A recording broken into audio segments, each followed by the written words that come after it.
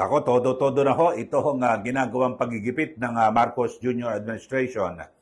Laban po dito kay Batangas Representative Leandro Legarda Leviste. At ang pinakahuli ay ito hong sinasabing pagkansila ng mga kontrata sa kumpanya ni Leviste ng Department of Justice at nako, pinatawan pa ho ng 24 billion pesos na multa.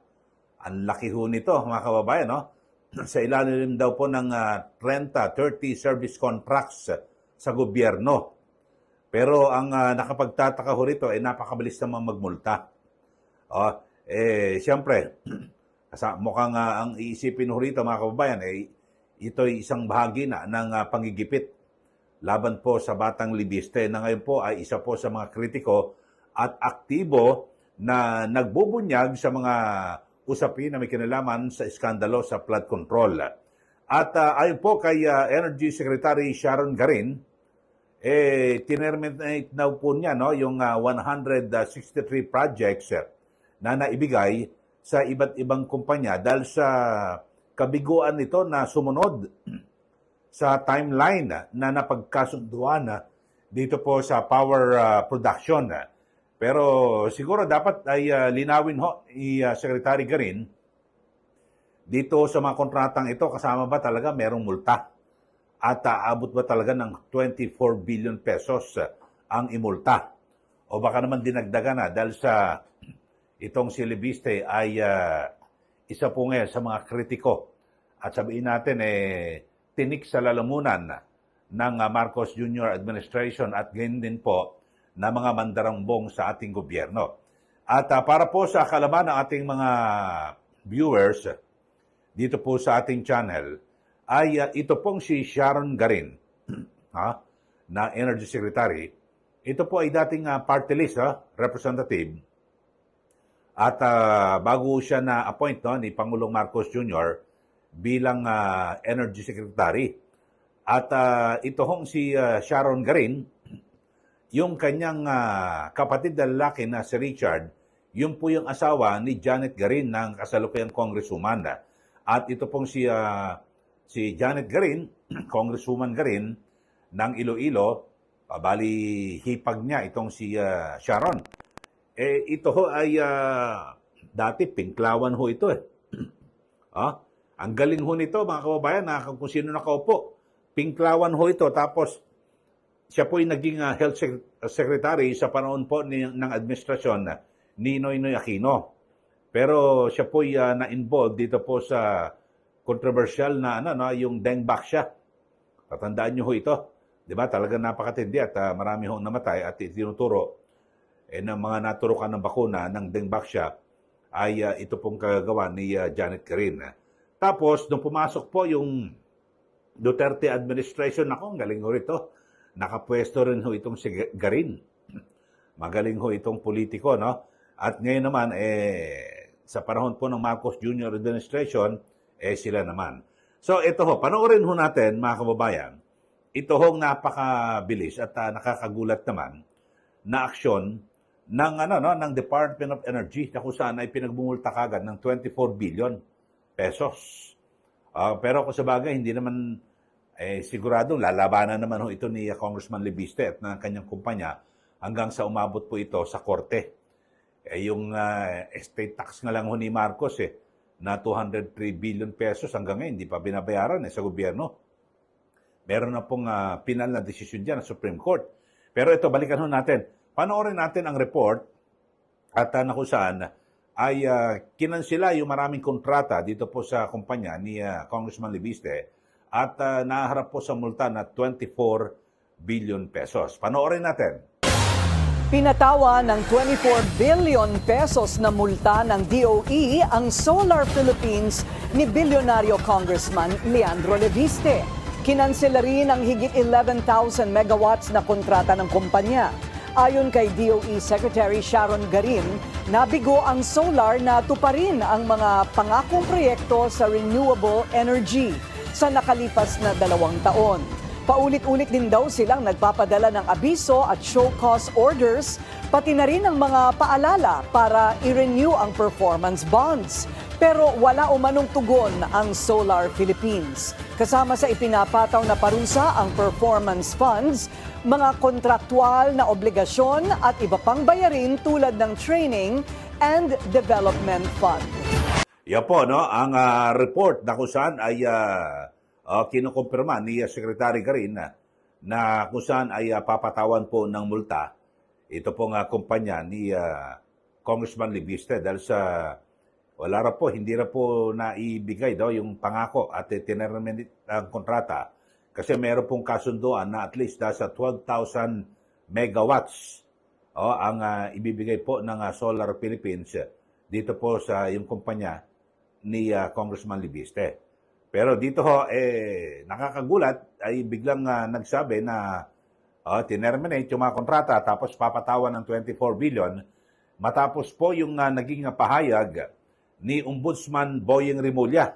'Di ba? Galit na galit ho siya rito kay Libiste dahil sa ang sabi niya ay lumabag daw ito sa batas sa franchise dahil sa nakuha na yung franchise diyan po sa Kongreso tapos ibinenta sa Meralco. Pero lumilitaw ho mga kababayan nakuryente ho itong si Ombudsman Rimulya. Kaya ito, to the rescue, ito pong si Energy Secretary Garin, ito diniinan ho yung pangigipit kay Libiste, 24 billion ang ipapataw raw ng multa. Pero titingnan natin dahil sigurado ako, ilalaban din ho ito sa korte ng kumpanya ni Congressman Libiste. So, dito ho mga kababayan ay sabi po ng Department of Energy ay magsasampa raw po sila ng kaso laban po sa mga developers na nagawaran nila ng kontrata sa ilalim ng Green Energy Auction. At ngunit bigong punan ang kanilang obligasyon. Ayon.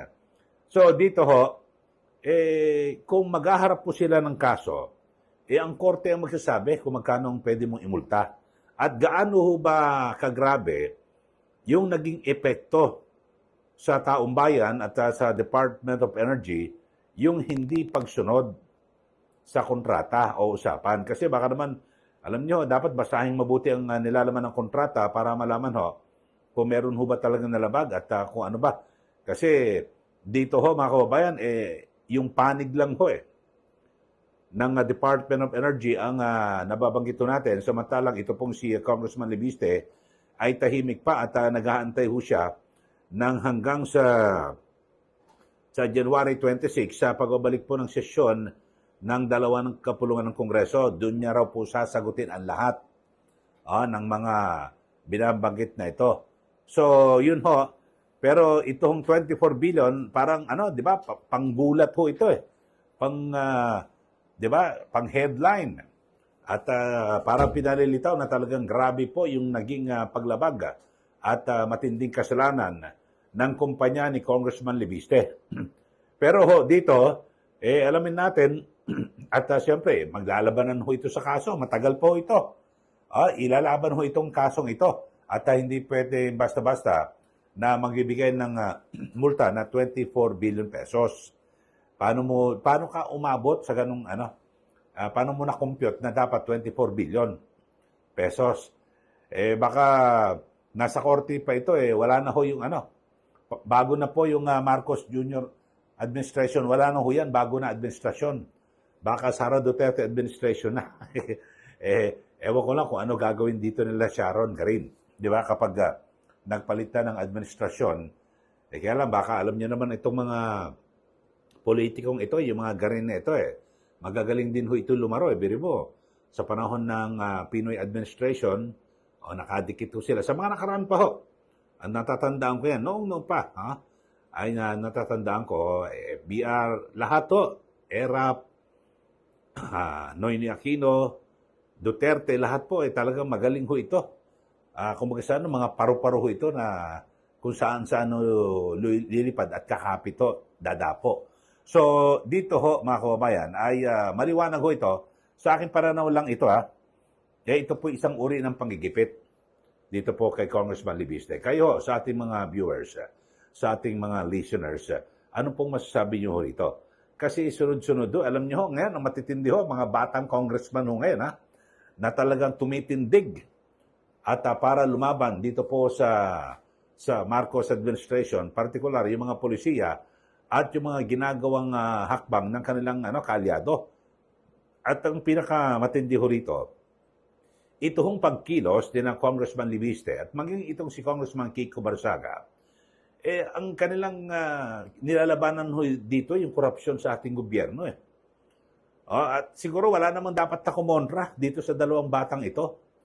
Kasi lahat naman tayo ay nagnanais na tumino ang, di ba, tumino ang sistema sa gobyerno, iwasan o mawala po, matanggal po yung nakawan, di ba? Dahil sa sinasabi nga dati, napakahirap ng Pilipinas, pero hindi na ako naniniwala na mahirap ang Pilipinas Kasi ang dami parang nananakaw ng mga opisyal ng gobyerno, di po ba?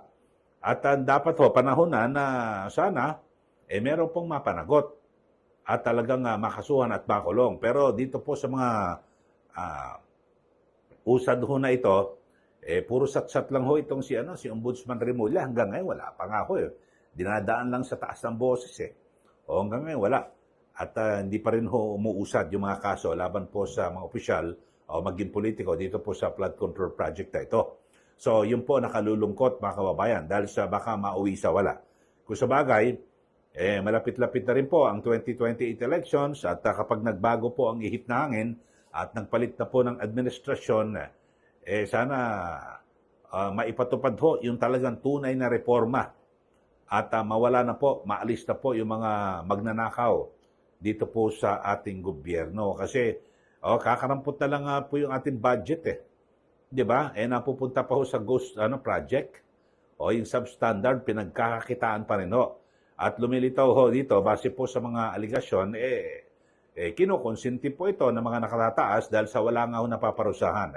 Alam nyo, kung meron lang ho talagang makukulong talagang pag na-demanda na kulong at nahatulan, yung walang labasan ng kulungan, palagay ko may magtatanda. Pero wala ho pag nakasuhan, tapos i-dribble-dribble lang sa korte, tapos pag nagpalit ang administrasyon, tapos na, libre na ho. So paulit-ulit lang ho yung mga nangyayari dito po sa ating gobyerno. Okay, so yun lang ho mga kababayan. At kayo ho, ano po masasabi nyo rito? Magbigay na po kayo ng comment dito po sa ating pinag-uusapan, yung todo-todo ho ngayon, yung panggigipit na ginagawa kay Congressman Libiste. At ito, umiksena na po, ito pong Energy Department, si Energy Secretary Sharon Garin, na gipitin na rin, ito pong si Congressman Libiste. Bagamat sa interview kahapon, narinig ko, kay Secretary Garin, wala raw po siyang rito motibo para gipitin. At itong labanan, ito pong si Libiste, kundi ay sinasabi niya lang daw po yung mga hindi po natupad na usapan sa pagitan po ng gobyerno at ng kumpanya ni Congressman Libiste. Pero yung timing ho Secretary Garin, yung timing mo nang magsalita itong si Ombudsman Boying Remulla tungkol dito sa sinasabing posibleng violation sa prangkisa, tapos kinabukasan ikaw naman. Ano ibig sabihin nito? So nagsanib puwersa kayo para gipitin ito pong si Congressman Libiste. Di po ba? Maliwanag na maliwanag ho ito. Hindi naman ho mga tanga, mga bobo yung ating mga kababayan. So, meron ho kayong motibo kung bakit yung inilabas yan. Di po ba? Kailan mo ba nakansila? Sige nga, tanong natin, kailan ba yan? Dapat noon pa na i-anunsyo mo na yan.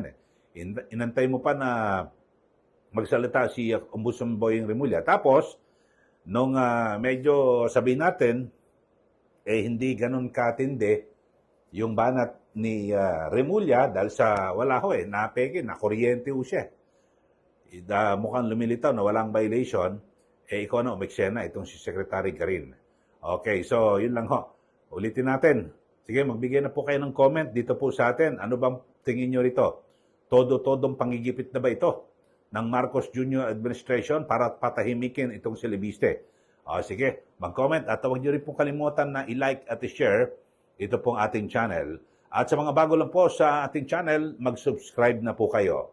At parawagan po sa ating mga taga-subaybay, huwag niyo rin pong kalimutan na i-follow o i-like at i-share yung ating Facebook page, Facebook account at Eli Saludar. Ayun lang po, hanapin niyo lang, i-search nyo lang Eli Solodar, andun ho, at para lagi rin po kayo updated sa mga nangyayari dito po sa ating bansa.